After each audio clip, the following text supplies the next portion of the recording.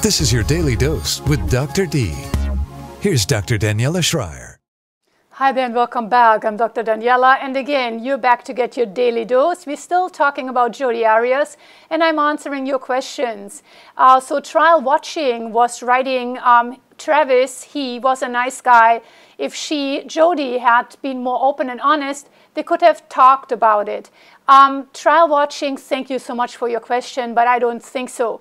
I partially answered that question before. If goals are not aligned in any type of a relationship, there's no good ending. That means she wanted a full-fledged relationship and Travis did not want to give that. So she could have talked to him as long as the cows come home. He still might have not changed his opinion. If a man does not want to make a commitment, or a woman, as a matter of fact, does not want to make a commitment, you can't force them into it. Talking would not have helped. It would have just put in the forefront, Jodi's denial, ladies and gentlemen, and then she would have to look at the facts. He does not want to commit. What do you do now? Many women feel that they have invested already so much. They feel that their emotional investment and their romanticism ties them to the person. They also have created a person, Travis, in their head that really actually doesn't exist. They paint in rose-colored colors and imagine the person to live up maybe to the fairy tale beginning of the relationship. Maybe she thought he was a knight coming up to her, inviting her for the night, but that was once or twice. But behavior patterns are established over time. And Travis pretty quickly established what he wanted, a good sexual connection. And for Jodi, it was very difficult, in my opinion, to cut it off because it was the only lifeline, the only connection to the object of her desire. And this is what brought the problem on. Sometimes when we actually ask the hard questions, we also have to be able to hear what the other party says. And if they don't say anything, that's an answer too, ladies. And then we have to walk away. But very often we don't want to walk the talk. And this is why people don't bring it up. Also, Trial Watching had another good question. Let me address it right now. She's asking, why does Jodi sometimes defend Travis Alexander on the stand? It seems she's still deeply conflicted about loving and hating him. Well, I don't see her defending him on the stand. She was asked explicitly by her lawyer if she was ever raped by Travis Alexander. She said no. And thank you that she did not, because she already implied that he might be a pedophile in her experience, that he sexually, verbally abused her. So I do think that she needed to stick to at least a part of the truth.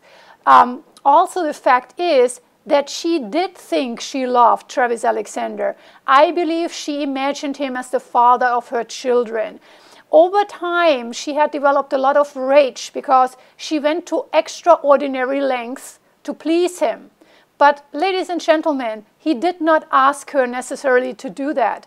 At times, women go to extraordinary lengths to keep relationships alive. We have been socialized to actually please others at times, and it becomes difficult to step out. And Travis, in my view, had a covert aggressive personality. And now for all of you out there who admire Travis, this doesn't mean that he is a deviant at all. What a covert, aggressive personality is nowadays is anybody who uses manipulation, work-wise or in private life, to get what they want.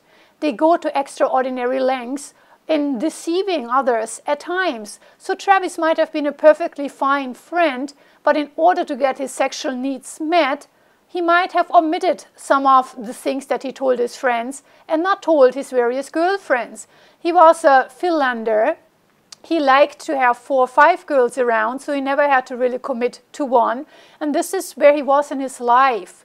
Remember, sometimes these people are very successful in real life and professional, and we even, refer to them sometimes as snakes in suits. That doesn't make him a bad person. It does not mean that he deserves to be killed. Nobody does. He did just not realize what he was messing with, because Jodi had an unhealthy, obsessive attachment, and he was emotionally very independent. What I mean by that, he did not care to hurt other people, or if he did hurt her or the other girls, he just wanted to have fun. And telling the truth, this is what many men and some women are out there to do right now.